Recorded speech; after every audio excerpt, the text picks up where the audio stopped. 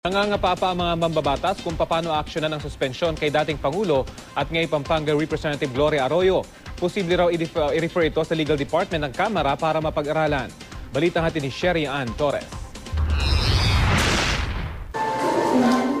Tuloy ang operasyon ng tanggapan ni Pampanga Representative Gloria Arroyo sa Kongreso kahit ibinabana ng Sandigan Bayan ang 90-day suspension order sa kinatawan ng 2nd District ng Pampanga. Sa VMMC daw ito dinala. She saddened dahil she was doing her best under the circumstances, nagampanan yung kanyang tungkulin bilang kinatawan pagkatapos magkakaroon ng suspension. Nasa hearing rin sa Sandigan Bayan si dating First Gentleman Mike Arroyo para sa kasong may kinalaman sa PNP choppers. Pero tumanggi itong magbigay ng pahayag.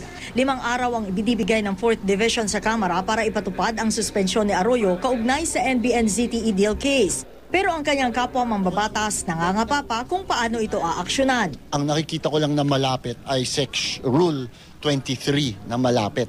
Yung pag-receive ng mga subpoenas, etc. etc.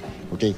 Pero basically ang mangyayari nito ay suppose pag transmit kay speaker, papasa kay SecGen, and then from SecGen, i-review ng Legal Department. Pwede rin daw dalhin muna sa House Committee on Rules ang suspension case laban kay Arroyo at kalaunan mapagbotohan sa plenaryo, sabi ni Belmonte. O magpatawag ng all-party caucus ang speaker dahil ito ang unang insidente sa Kongreso. Hindi naman ito isolated case just because of one member.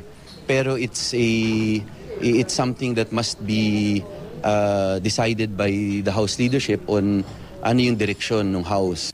Bago magbakasyon ng Kongreso, binigyang kapangyarihan ni Speaker Feliciano Belmonte ang lahat ng committee chairman na magpatawag ng pagdinig kung kakailanganin. Ibig sabihin, pwedeng magpatawag ng pulong si House Majority Leader Neptali Gonzales II, ang chairman ng House Committee on Rules, kung makikita niyang kailangan talaga na pag-usapan ang Arroyo suspension. Bagay na hanggang ngayon wala pa ring linaw. Sa July 28, magbabalik sesyon ang Kongreso.